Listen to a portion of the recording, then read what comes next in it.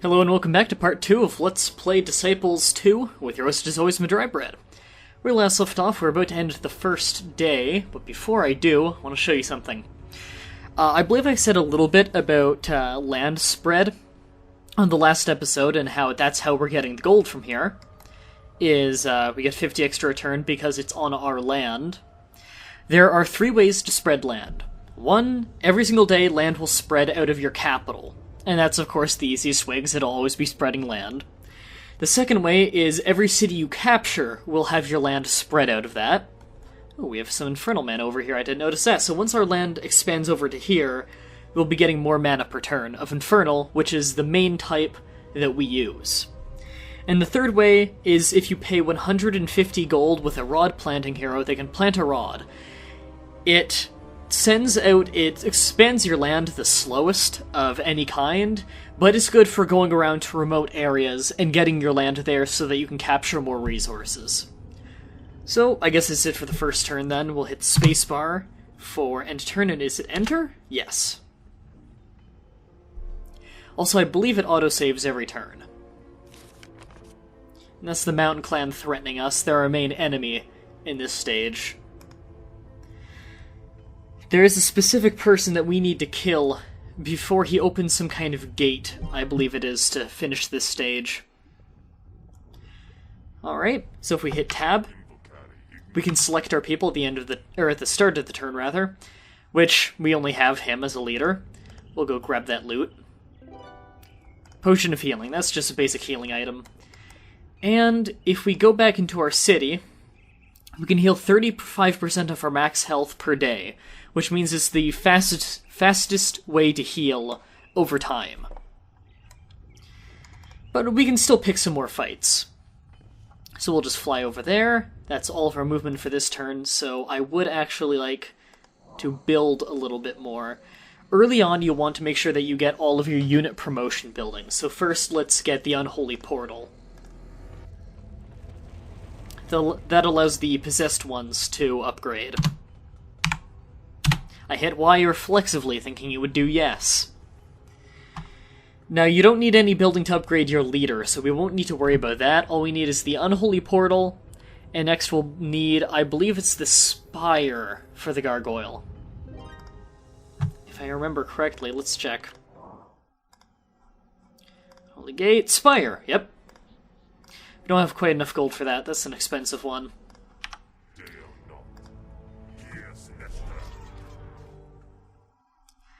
And of course, like usual, we need to take out the ranged people first, because they're a threat to our Mage Lord. So now that we have the Unholy Portal, our possessed one here won't get capped at 94 experience. He will actually be able to upgrade. And once the unit's gotten to their final upgrade of that stage, or their final class, they can still level, but instead of actually becoming a far more powerful class, they'll just have minor upgrades to their health, damage, hit chance, things like that. So, the actual progression of the unit is drastically lowered. Unknown treasure. Life potion, that's pretty good. And there's some more treasure over here. Potion of Protection. Now, I believe that is for 1 day? Yes. You give it to a unit, and for 1 day they take 15% less damage from all sources. That's very good. It's equivalent to 15 armor. Very few units in this game naturally have armor. Usually you get it from things like accessories. But, armor is, for every 1 armor you have, you take 1% less damage, and armor applies to every damage type. So armor is very, very powerful, and that's why it's so rare. See some peasants, men-at-arms, and thugs. They're not super dangerous. We actually have a team that can take them on fairly easily. So we can finally build that spire. We have all the base buildings we really need right now. So I'm going to be saving up a little bit of gold for healing, reviving, if we can find a shop maybe for shopping. But I don't feel like we need to save up a whole ton right now. Right now I'm pretty much just teaching the basics. But as you can see, our Infernal mana per turn is now up to 75. We can start learning some spells now. Hotkey for that is R. I'm relearning the hotkeys. Now, we have a decent amount of magic we can pick from. As a Legion of the Damned, we don't have any buff spells, but we do have debuff spells to weaken enemies. Buff spells tend to be stronger, but we've got to work with what we've got. Now, we have just enough that we can learn a level 2 spell, and level 3 is locked for this quest.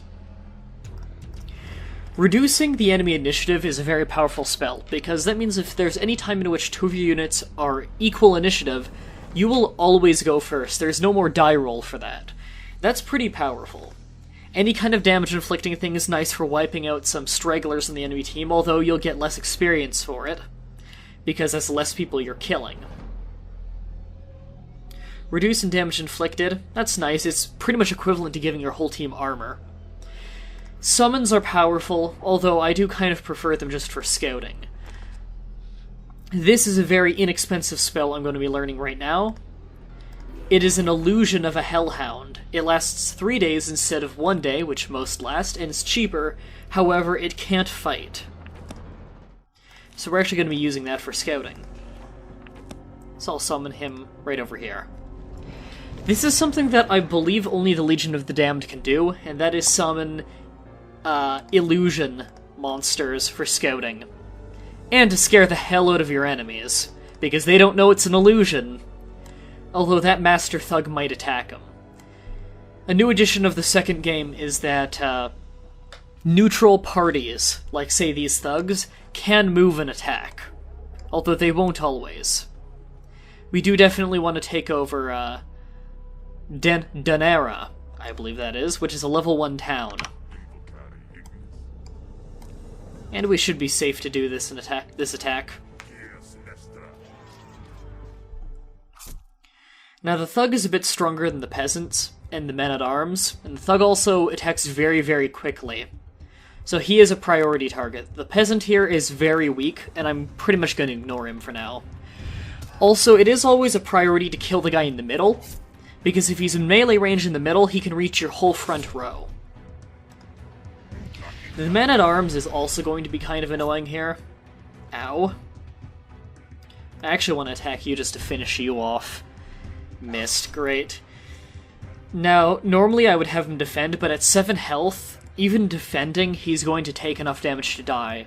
I'd rather finish off the Peasant. So I'm getting attacked less. I think I might lose the... Oh, if this hits... Yep, I managed to keep the possessed one alive, which means he gets the experience for the fight. No one's close to a level yet. The Gargoyle takes by far the most. And I will actually use that minor healing potion here. Because I might get attacked. If that Thug will attack, I'm not sure if he will.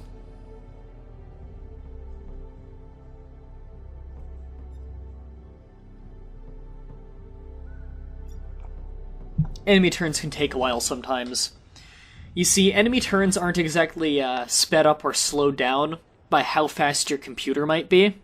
At all times, they actually move at the same speed you do. Although I believe there's an option to speed that up. Opponent movement, I'm actually going to put on fast. For the sake of this Let's Play, because even if we don't see them moving, it won't just skip that action, even though it knows the result, irritatingly enough. It must be kind of an oversight. 2 thugs. 2 peasants. I actually want to go for that. But let's scout. Water slows down any kind of land unit substantially. And there's gold over there, which we could be getting. And just terrain over there. I'm actually going to move straight down there, and the possessed one will likely die in the ensuing fight. But since we're in a city, we can revive him right away. He won't get the experience for the fight, which sucks, but as long as I take the city, it won't be so bad. And there's no natural garrison in the city, just the party in the doorway. So it's pretty safe. Or pretty unsafe, rather. Now, who am I running into right here on the way? I don't see anyone. Now, if you hold control...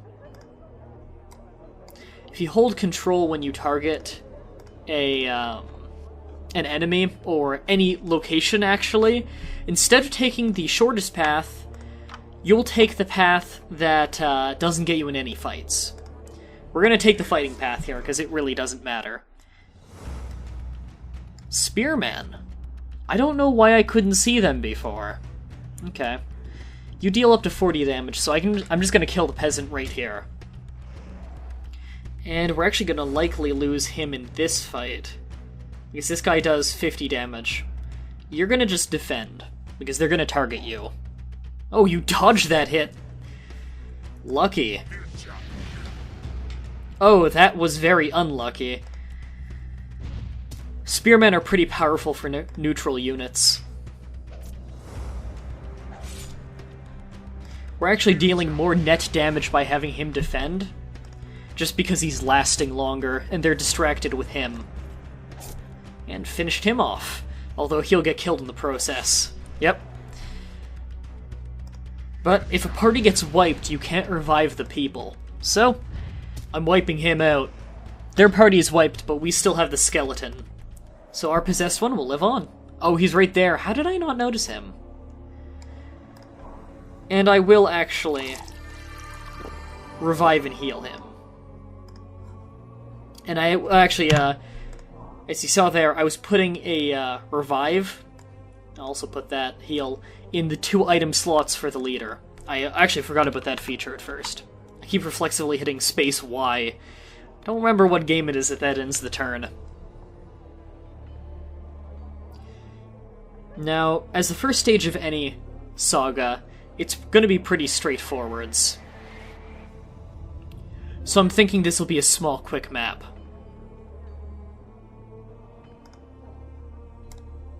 I'm not sure what that had to do with what's going on right now, but okay. Now, I'm not going to have to do very fancy tactics in this fight. Take out the peasants first, although they do get 10% armor, because they're in the city wall. So, there is a big advantage to being the defender. Also, I can't cast a debuff on them while they're in the city wall defending. Which is one of the main reasons why buffs are a lot stronger than debuffs. I can buff my party and walk in and fight, but I can't debuff theirs and go in and fight. Alright, we took the city. Pretty easy fight. Now it's ours, and you can see our land is already spreading. By the end of this day, we should have that gold mine taken care of.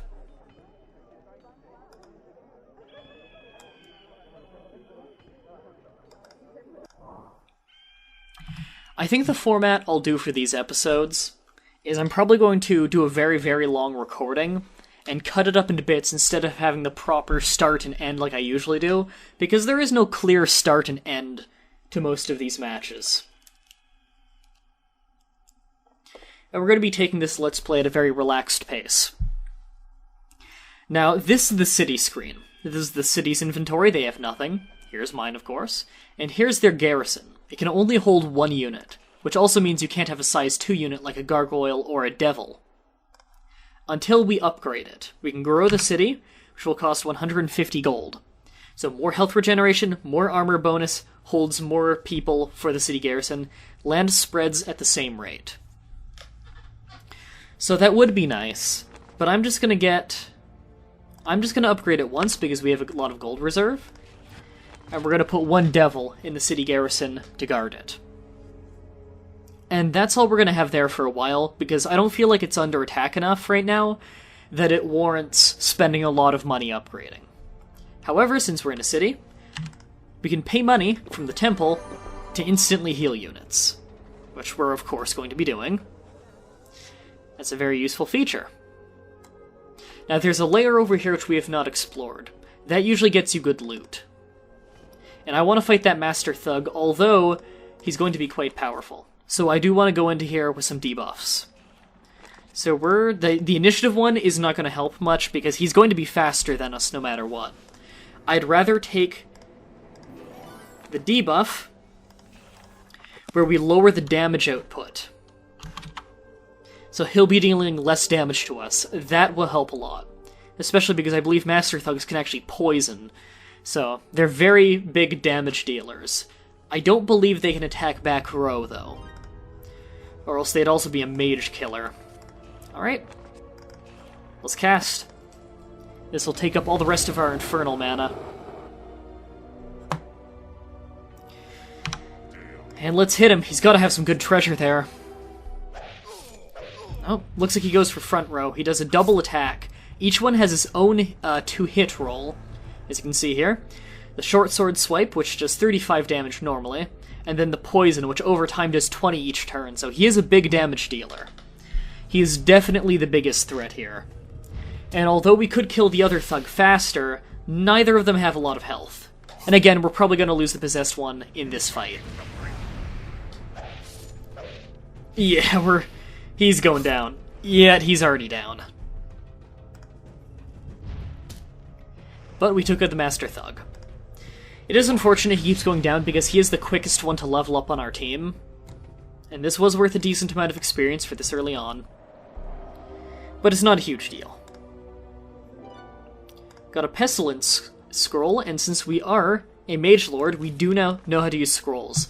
This lets us use the spell for free once, since it's a scroll and not a staff. So that's just a very weak 15 damage to whole enemy party death magic spell. It's a level 1 spell that the hordes of the undead know by default. So we can use it once if we so choose. I'll just be using it as a free attack spell. Or I might even be selling it if I find a shop, because it's not super useful. And like most spells, that is used out of combat. Now it gets a little bit expensive sometimes to do what I did there. And just constantly pay for a full heal on the unit.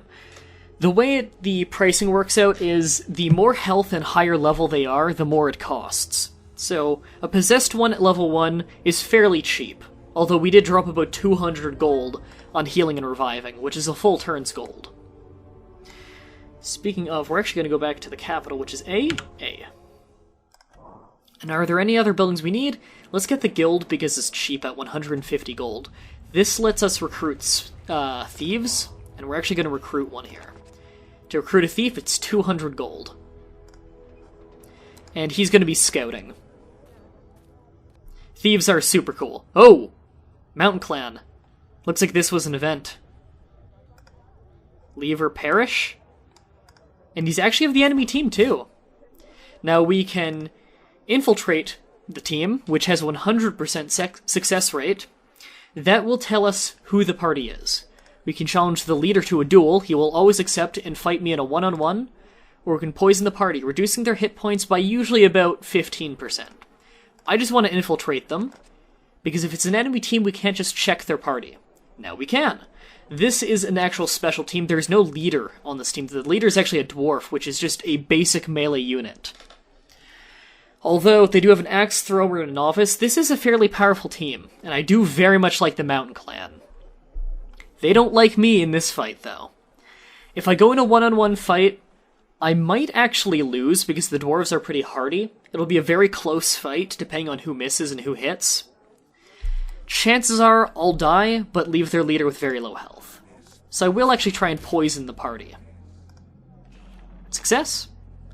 And as you can see, they took a bit of damage. And I don't know if they have a warrior lord or not, so I don't know if they're going to heal naturally. I guess we'll see from this. Let's go take out the lair. Okay, our mage might actually go down if we don't defend with him here. Luckily, they have no armor, so it's not so bad. Ow.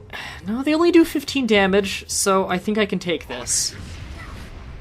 Yeah, we've got this. This is pretty easy, then.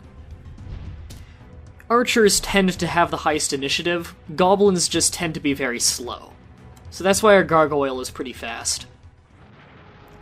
So that's our first layer defeated. These are unnecessary to take out, but they do give you bonuses. This was just 100 gold and a bronze ring. Anything it marks as valuable means that there is no actual use for it outside of selling at a shop. So basically, we just got gold. It's not huge, but it's nice. Now, I don't know if he's actually going to attack with that group or not, or if it's just set to defend that family. Okay, it looks like it's just set to defend, or else they would attack the thief. The enemies usually attack thieves right away because it's a weak and easy target.